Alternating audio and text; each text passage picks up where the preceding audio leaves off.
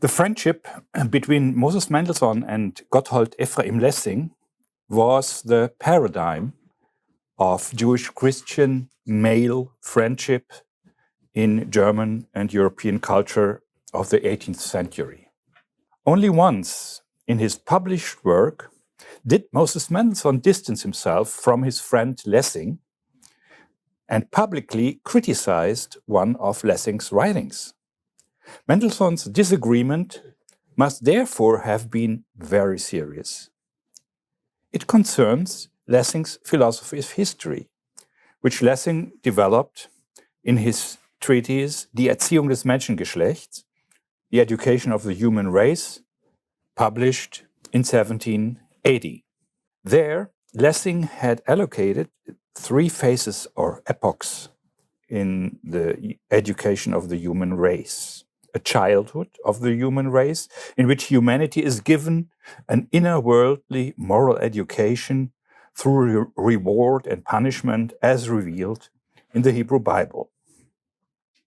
Second, a boyhood of the human race, in which humanity, through Christ as teacher and through the New Testament, is educated to believe in the immortality of the soul and in another worldly retribution for good and evil. And finally, thirdly, a future manhood of educational perfection for the human race, in which, guided by reason and enlightenment, man will, I quote, do good because it is good. Lessing's idea of an epochal 3-stage progress in the moral education of the human race, which is taken up and transformed later by, for example, Schiller or Hegel or Kleist, with Judaism as childhood, Christianity as youth, and a future manhood of enlightened reason and morality as an end in itself, this 3-step history is considered wrong by Lessing's friend Mendelssohn. In his work, Jerusalem, Mendelssohn denies that there is any progress in the morality of the human race. And he also justifies his disagreement with Lessing, historically, anthropologically, and religiously. Mendelssohn objects to Lessing that the idea that the human race has developed collectively like a human individual, like a single person from child to man, is historically unsound and therefore philosophically completely wrong. Because it is evident that the human race is not an individual, but consists of a multitude of individuals who develop completely differently in different places and at different times. In this respect, comparing the education of the human race with the education of an individual is only a, quote, metaphor. But it is a deceptive metaphor that misleads, because, as Mendelssohn writes, basically in almost all centuries, if the metaphor is to apply, the human race is child and man and old man at the same time, just in different places and regions of the world. So the assumption of a collective progress of the human race over thousands of years, analogous to the individual development from child to man, is therefore anthropologically and historically wrong. Historically wrong because historical experience shows differences of development past and present. Progress is reversible. Anthropologically wrong because humanity is not a collective individual, as Lessing's misleading metaphor suggests. Rather, humanity consists of individuals who go through different development processes at every point in history. Progress only occurs with individuals. And for these individuals, it turns out very differently under different circumstances. It is precisely these differences in development that make individuals individuals. Each individual develops differently depending on time, place, and circumstances. To Mendelssohn, The talk of a progressive education of the human race, therefore, seems to be based on completely false philosophical premises. Progress only shows itself individually, while the human race, on the other hand, is morally stagnating. From a moral point of view, human history is a zero-sum game. Mendelssohn is skeptical about his friend Lessing's optimism on moral progress. We know today that Lessing's philosophy of history follows the pattern of a Christian theology of history that has been common since Augustine. In Augustine, the world was initially created good and completely free of defects. Evils only come into the world through Adam's fall and can only be overcome through Jesus' cross, death, resurrection, and return at the end of time. Mendelssohn rejects the salvation scheme of Christian historical theology and philosophy of history. The progress of humanity in history between the fall of man and redemption, which also resonates in a secularized manner in Lessing's education of the human race. Mendelssohn neither shares Lessing's optimism with regard to the possible future and perfection of morality of the human race, nor does he share his conviction that the particular religious ethics of Judaism, Christianity, and Islam, with their specific commandments, prohibitions, virtues, and attitudes to life, can ever be replaced by general philosophical ethics or by a comprehensive moral perfection of the human race based on the universality of moral reason. For Mendelssohn, unlike Lessing, the history of humanity and that of the religions, and thus the history of his own religion, Judaism, is never over. So they continue to develop. And they cannot be overcome by any enlightenment whatsoever. Hegel's philosophy of history is the starting point for skepticism about progress among Jewish intellectuals in the 19th and early 20th century. For Hegel, progress is not progress in morality, as was the case with Lessing and in Kant's philosophy of history. With Hegel, the philosophy of history becomes political because its core is, I quote, progress in the consciousness of freedom, which ends up in the modern state and in bourgeois society. But even with Hegel's specific idea of progress, Jews and Judaism only operate as an ancient, quote, Oriental religion at the origin of monotheism, which the world spirit, Weltgeist, has passed over since the ancient world. Rabbinic Judaism plays no role at all in Hegel's narrative of the world spirit, and for Hegel, Rabbinic Judaism has contributed nothing to humanity's progress in the consciousness of freedom. The poet Heinrich Heine is not a philosopher, but he wrote the funniest story of German intellectual life to date. The book is called Zur Geschichte der Religion und Philosophie in Deutschland, on the history of religion and philosophy in Germany, published 1835, where he presents an anecdotal and juicy intellectual history of Germany for the French audience. The German history of religion and philosophy, mainly from Luther to Hegel, Fichte, and Schelling, is told in highly sarcastic tones. Heine had studied in Berlin from 1821 to 1823 and attended Hegel's lectures there, so he has first-hand knowledge of Hegel and his writings. His history of religion and philosophy in Germany is also still strongly influenced by Hegel's conception of philosophy. But Heine does not see the modern constitutional state and the bourgeois society as the final goal of world history, towards which the world spirit happily advances. Heine basically professes to be a revolutionary. He propagates pantheism and democracy. People are tired of Christianity's hostility to the senses, he states. And in his writing, under the influence of Saint-Simon, he calls for a revolution of the senses and sexuality, not a revolution of the mind. The people should become the new gods, he writes. The people should overthrow the kings. In democracy, nectar and ambrosia, the food of the gods, should flow for everyone. I quote, "The great word of the revolution, which Saint-Just pronounced, le pain est le droit du peuple, is with us. Le pain est le droit divin de l'homme. We are not fighting for the human rights of the people, but for the rights of God for all humans.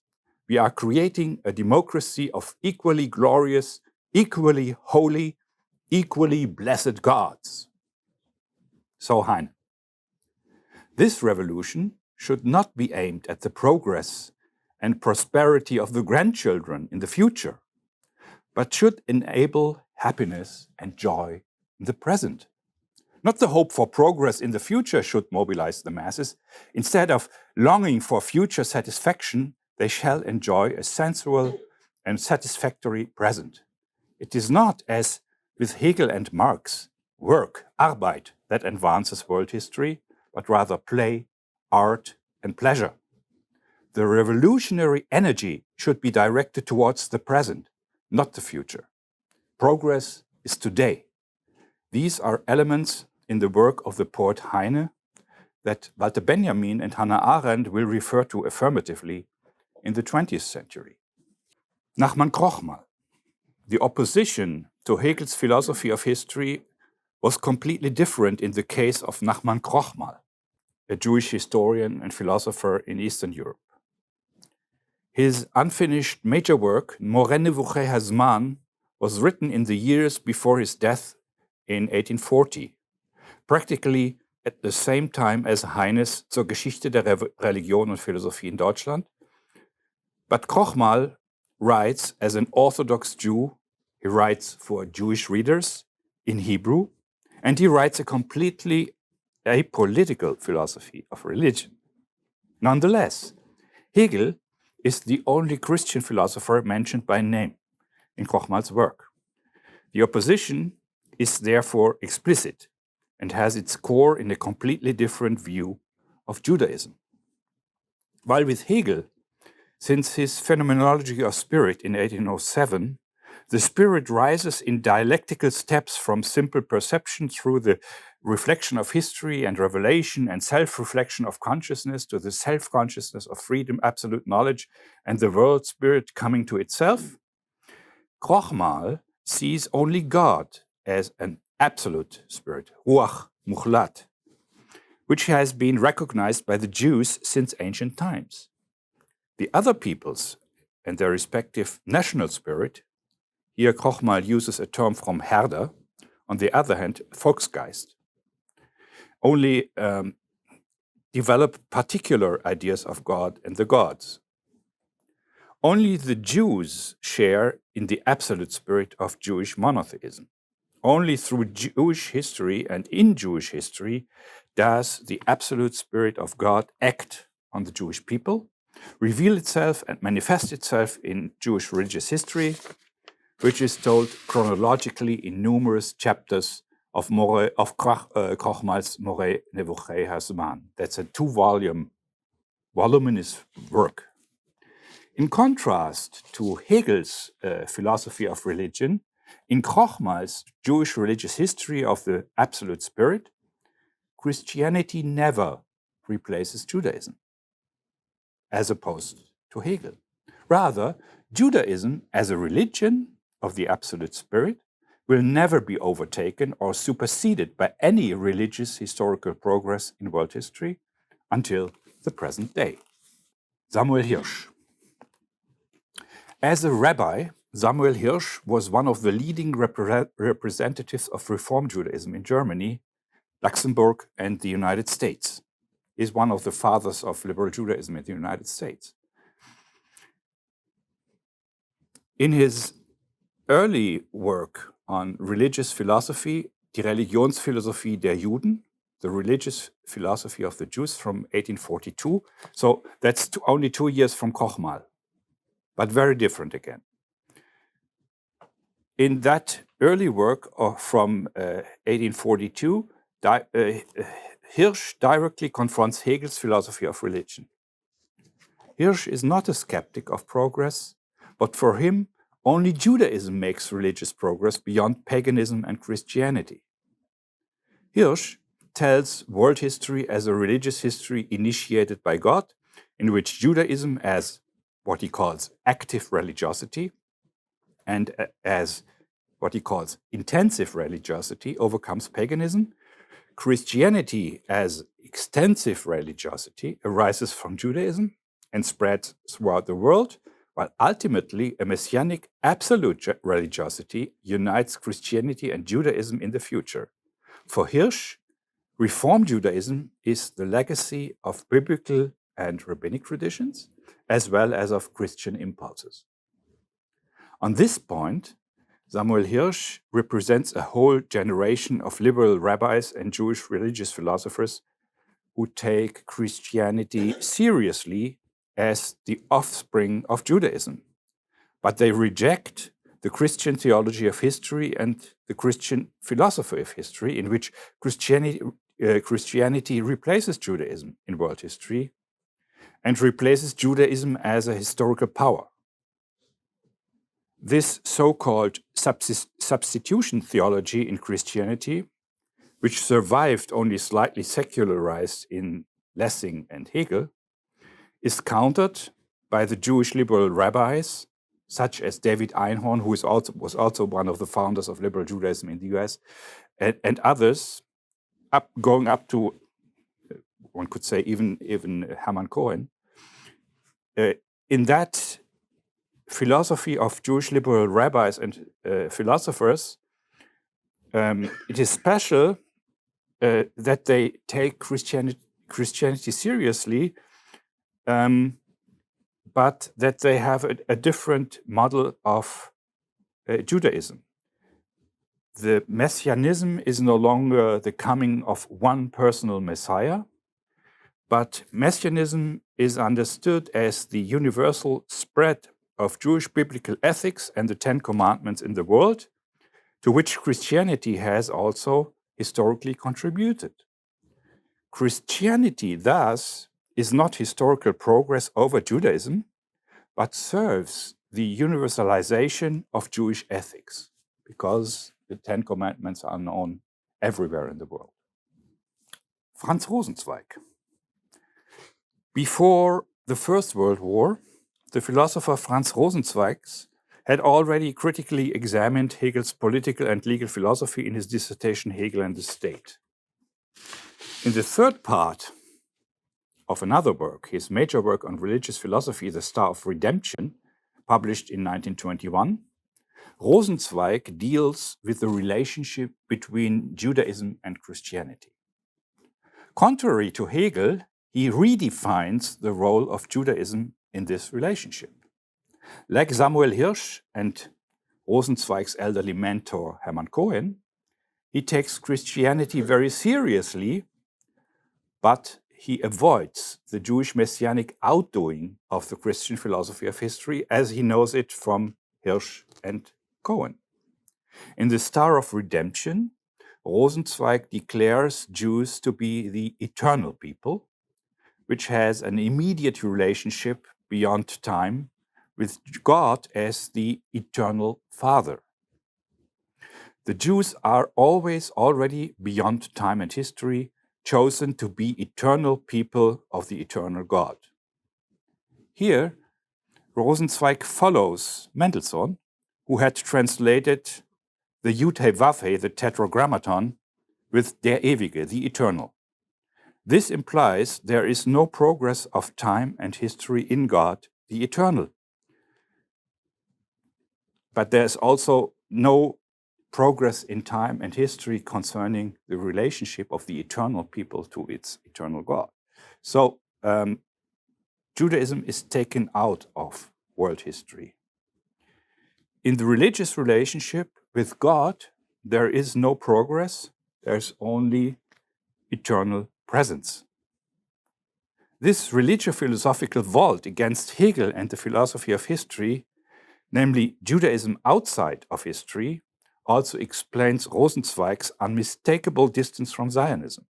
And it explains why Gershom Scholem can claim, in the spirit of Rosenzweig, that the Jewish people only re-entered world history with Zionism and the founding of the State of Israel, and therefore would henceforth make history themselves again. So only with the entrance into Zionism and the success of the State of Israel, so Sholem, Jews make history again and experience the progress in history again, since they have been in the Galut for 2,000 years and they were not politically active and had no share in the making of world history. So this follows somehow Rosenzweig's model. Karl Löwith was once Heidegger's first research assistant, then expelled from Germany and Italy as a Jew in the 1930s, and he wrote a work on the history of philosophy in North American exile that made him famous, entitled Meaning in History. Meaning in History is considered the canonical overview of the history of Christian theology of history,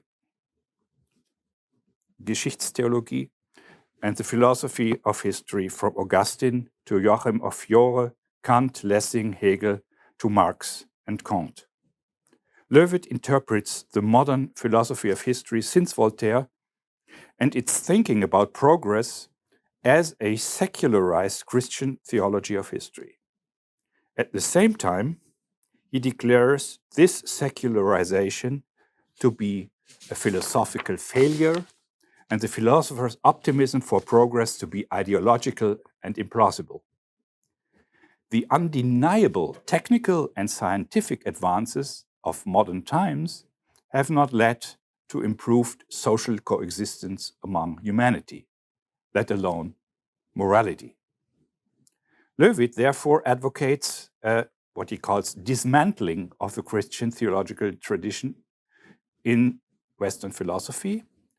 And with Nietzsche, he votes for a move away from the linear, progressive Christian model of history to a more modest, circular model of history as existed in ancient Greece and which is taken up by Nietzsche's idea of an eternal return of the same. In this model of history, which is based on natural cycles such as the four seasons, there are no irreversible advances in morality, culture, politics, or civilization. Civilizations grow up and decline, and the circle of civilizations is overturned but in general there is no moral or technical or social progress in that circular history. So Löwith casts the Stoics' gaze on the confusing history of the 20th century with two world wars, National Socialism and Stalinism, and the Shoah. For me, in this lecture, Löwith closes the line of Jewish critics of the Christian philosophy of history and its optimism about progress. Not all of these critics are progress skeptics, but they all share the criticism of historical philosophical supersessionism, where Christianity represents progress compared to Judaism, be it religiously or morally or culturally. Theodor Lessing. Only the Jewish philosopher, doctor and journalist Theodor Lessing, who was shot in exile in Marienbad, Czech Republic in 1933 by three National Socialist murderers because of his anti-fascist journalism, was even more radical than Löwith in his historical skepticism. In his study, Geschichte als Sinngebung des Sinnlosen, you see the title page here, so history as making sense of the senseless, written during the First World War and only published in 1919 because of military censorship, Lessing not only questions historical progress, and that what he calls optimism of history, Geschichtsoptimismus, and the hell of progress. Rather, he fundamentally criticizes historiography and the philosophy of history altogether. The book already contains its thesis in the title. History is the vain attempt to rationally order and casually and causally explain accidental and contingent events, such as wars, catastrophes, epidemics, and misery, crimes, and death, through historical narration.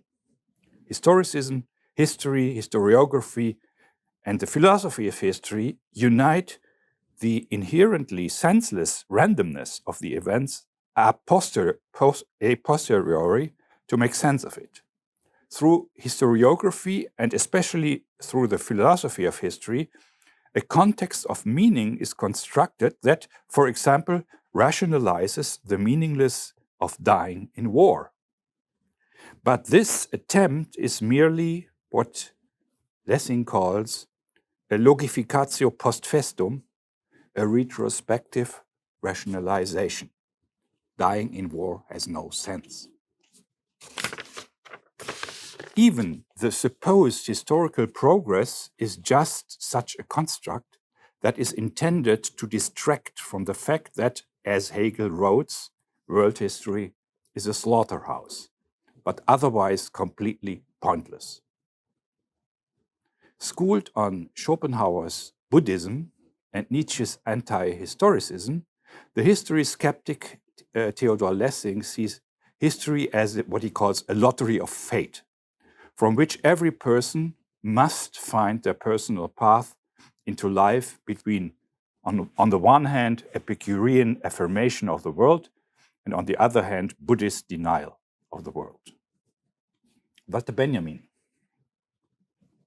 And that will surprise many of you, and we should discuss this, whether I'm right. For Walter Benjamin, history is apocalyptic. When he wrote his famous Thesen über die Geschichte, thesis about history, the Molotov-Ribbentrop Pact not only divided Poland. In Benjamin's eyes, it was much worse. The most important revolutionary power in the world, the Soviet Union, had arranged itself with fascism, thus betraying in both theory and praxis the working class and the workers' parties of Europe in their desperate struggle against the fascist menace. For Benjamin, the victims of this struggle were lost in vain, and the hope for redemption through the dictatorship of the proletariat after the October Revolution was shattered. Gog and Magog, Hitler and Stalin had allied themselves at the expense of the oppressed.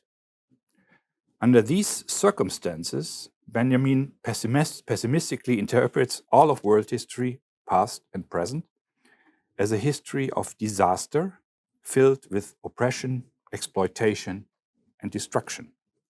The future, in contrast, is for the Jews, as Benjamin writes, not an empty and homogeneous time, for in the future every second will provide a small gate through which the Messiah can pass.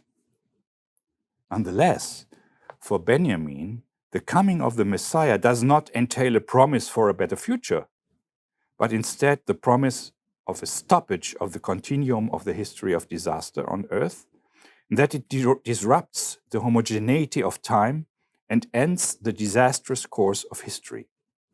Where progress of human history in homogeneous times can be conceived only as a storm that blows the angel of history. You see here the Paul Klee's picture of the angel of history that is now in the Israel Museum in Jerusalem.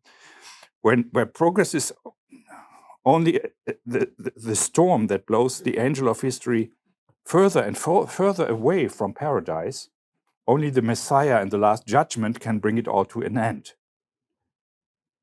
I quote, "That everything just goes on," Benjamin writes, "is the very catastrophe. The supposed progress in history, the continuing exploitation of nature and man, found in socialism as well, makes the heap of ruin and corpses in the history only larger. The symbol of the Messiah signifies that it could still be possible to stop the progress of this history of disaster. Still, humankind can neither bring about the end of history by its own power, nor influence the coming of Messiah. For Benjamin, only the possibility of ending history, symbolized by Messiah, exists instead of carrying on with the empty hope of successive future amelioration of an endless time axis. Liberal faith in progress, social democratic reformism, or communistic belief in the necessary victory of the proletariat at the end of all class struggles, that's all illusions. Benjamin's outline of a theological materialistic historiography can trace what he calls messianic sparks in the past, redemptive moments of instant happiness in an endless history of disaster, in that it brushes history against the grain. Nevertheless, Benjamin offers neither a plan nor a perspective nor agency for contemporary or even future times and political action. He is deeply pessimistic concerning the future of the world. Günther Anders received his doctorate from Edmund Husserl in Freiburg in 1924 and attempted a phenomenology of modern technology in his main work, Die Antiquiertheit des Menschen, The Obsolescence of Man. The work was published in 1956, and it is based on Anders' difficult exilic experiences in France and in the US after 1933, where he had to work in a variety of odd jobs and got to know the modern working world from below. Anders states that the obsolescence of man is caused by the dehumanization of man through modern technology. Humans are antiquated because advances in modern technology create machines and weapons whose perfection is superior to the always imperfect humans and tends to even make them superfluous, like artificial intelligence today. But this is an analysis of 70 years ago. Technological progress creates what Anders calls a Promethean gap between the perfection of technology and the imperfection of man, which creates feelings of inferiority and shame in man, because man is not equal to the technology he has invented. Man adapts to technology and not the opposite. People serve technology, not technology serves people. Technology dominates and destroys human coexistence instead of promoting it. This deforms humanity. For Günther Anders, the outstanding example of the fact that modern technology has escaped from humans and dominates them is the atomic bomb. Once invented, it cannot be abolished. The dropping of the first atomic bombs on Hiroshima and Nagasaki for Anders was a unique event in world history. Since then, humanity has known that with the help of modern technology, it can now completely destroy the planet and all of humanity. Progress and omnipotence of technology become destructive. Technical progress threatens to destroy not only humanism, but also humankind itself.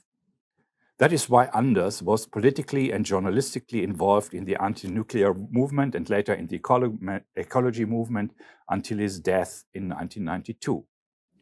The ecological catastrophe also reflects the destructiveness of modern technology and industrialization.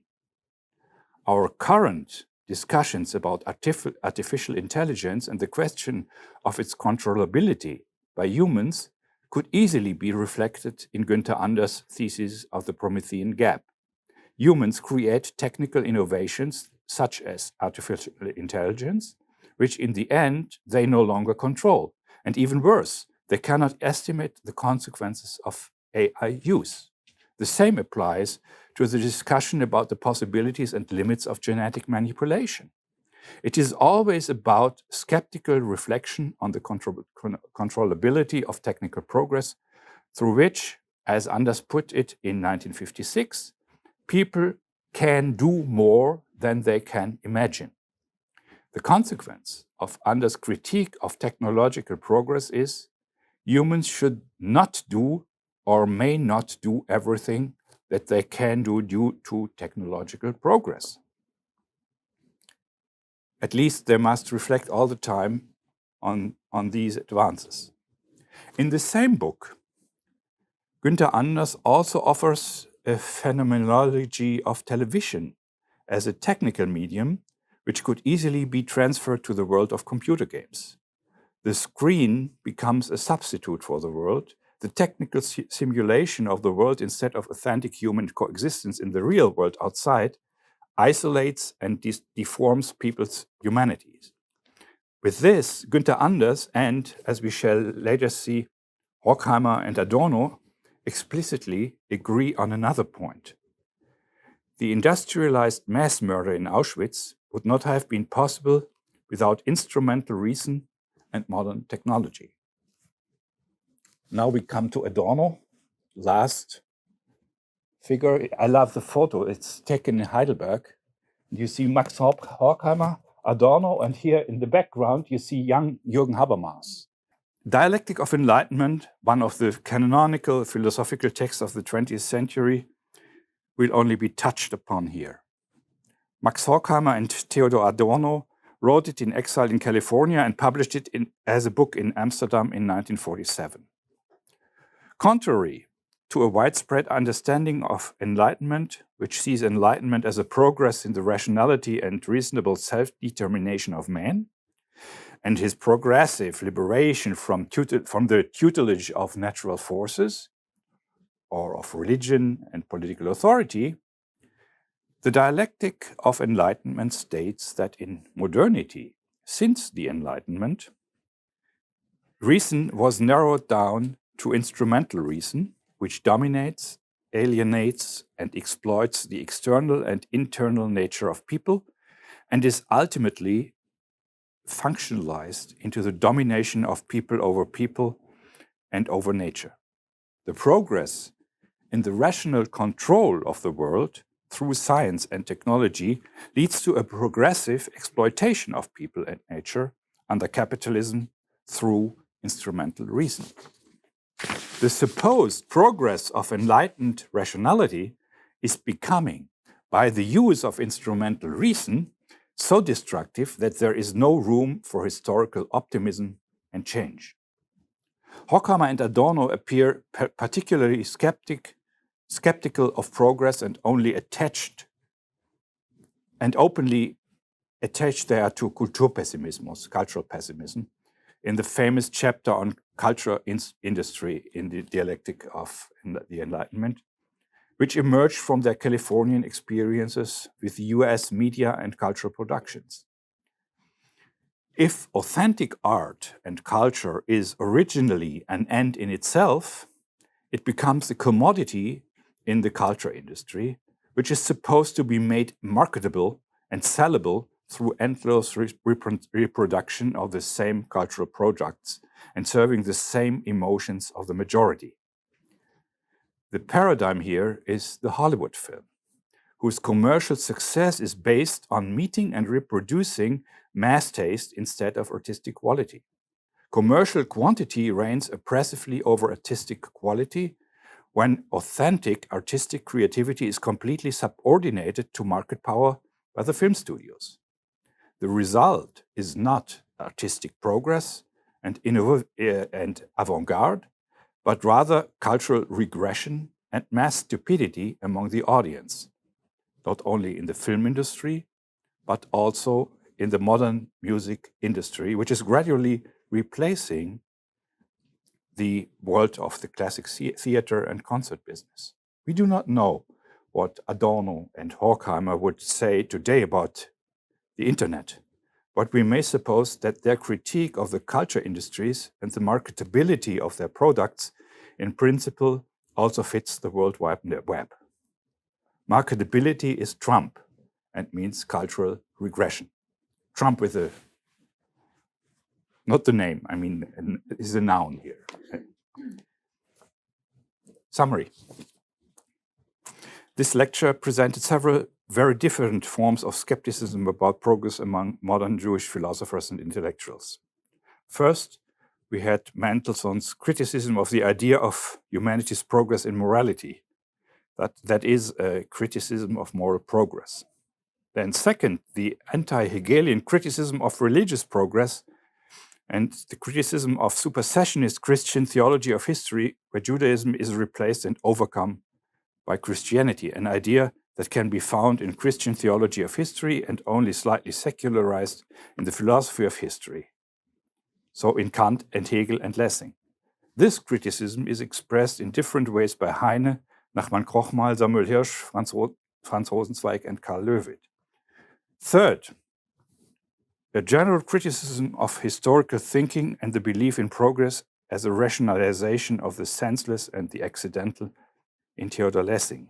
Fourth, a criticism of the political belief in progress and the materialistic historical determinism among social democrats and communists by Walter Benjamin. 5. Günther Anders' criticism of the destructiveness and dehumanization caused by technical progress. And finally, 6. A criticism of the assumption of intellectual and cultural progress since the Enlightenment and through the Enlightenment in Horkheimer and Adorno.